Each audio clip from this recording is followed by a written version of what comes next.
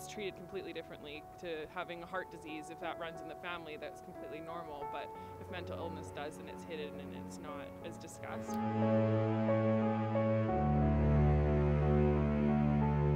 It's not socially acceptable yet. It's still developing. Like, people don't know enough about it.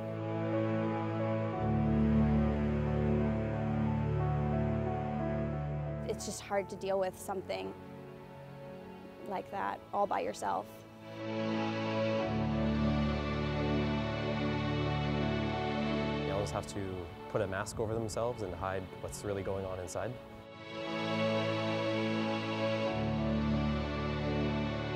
I hope people are becoming more open to talk about it because it's a part of our society. It's happening whether you want to acknowledge it or not.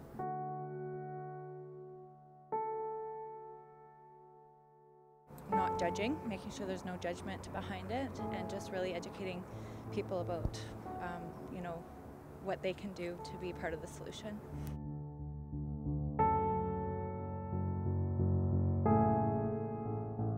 Growing up, when I was going through school and high school and stuff, I definitely had a lot of anxiety, but I didn't even really know what anxiety was about. About a year and a half ago, I started getting really impulsive behavior. My impulsive behavior got pretty bad, and I would feel really down, and then I would feel really manic, happy and stuff. So I was diagnosed with bipolar. I didn't really fully understand the illness, and it's hard for other people to understand it as well. So last year I found out that my heart wasn't beating properly, so my heart would stop from 3 to 5 seconds at a time. And when I found that out, I started getting panic attacks, anxiety. Eventually it got so bad where I couldn't leave my apartment, I couldn't go to work, I couldn't even go a block away to go grocery shopping. I started missing things like people's birthdays or just going out for a bite. Oh yeah, no, I battled my mind several times.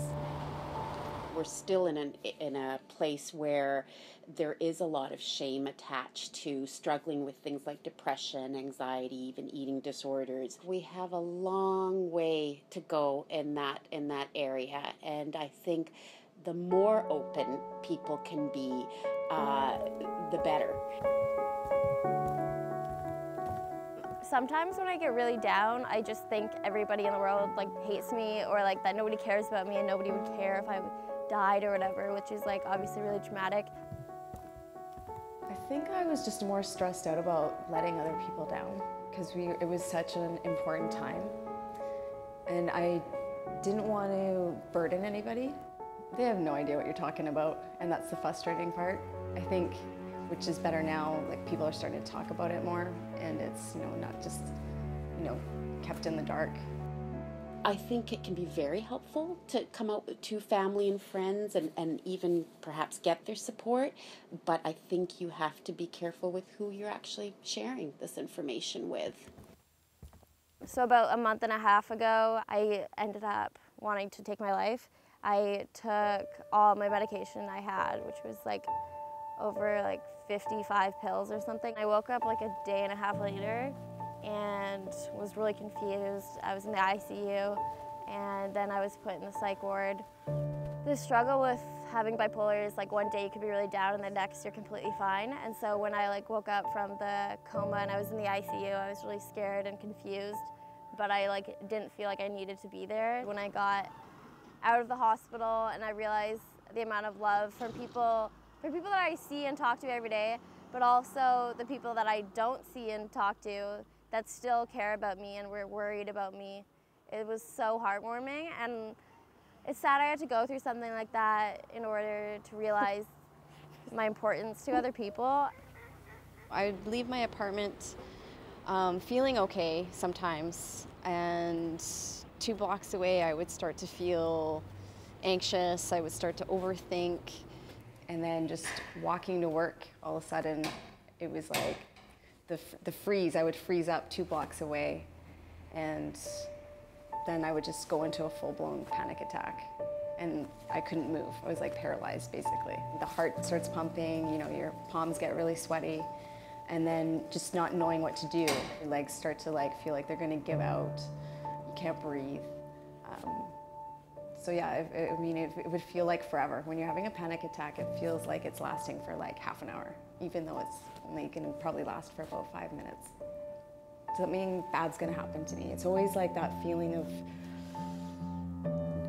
like, am I going to wake up and someone's going to be picking me off, you know, the sidewalk? Or am I going to wake up, am I going to be in the hospital? I think it's because I've passed out before and ended up in the hospital. I think that's just, that experience really freaks me. It got so bad, so I would start calling people or I would text somebody to kind of like feel calm.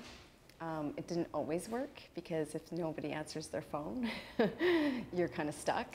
And then I'd have to like turn around and come back home.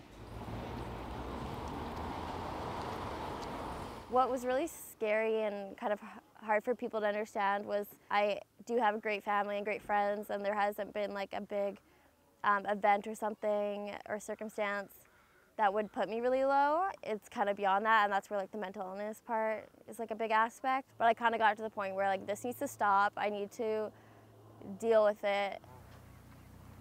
It doesn't have to be something that is even really psychological in nature, or certainly anything traumatic that happened to cause it. I mean, many of those disorders, bipolar disorder, anxiety, depression, schizophrenia, many have a large genetic component. To help with the stress and anxiety, I started doing yoga, and that's helped me with breathing. And I think that's a really big thing, you know, and a stress reliever. So it's made even walking to work, just being at work, a lot easier.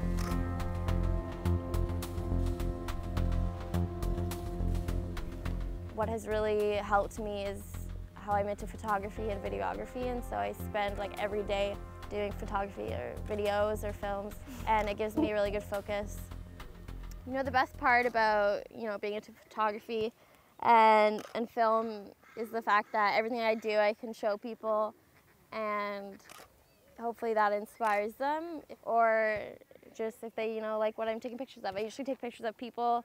I get to know them, whoever it is. I can go up to like random people, and I love hearing what they've been through and their stories.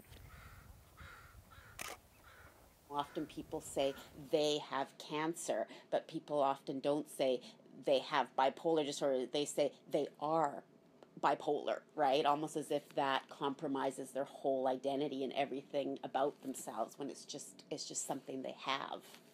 I didn't really know a lot of people or anyone really that was going through the same thing I was, and I thought I was like out of this world, different, and that I'm the only person that thinks like this. But yeah, I've definitely realized I'm not the only one. The more I talked about it, the more I found other people kind of came out and said, oh, I deal with it too, and nobody talks about it. So yeah, it has been really easy in the last year to get it out. You never know what somebody's going through.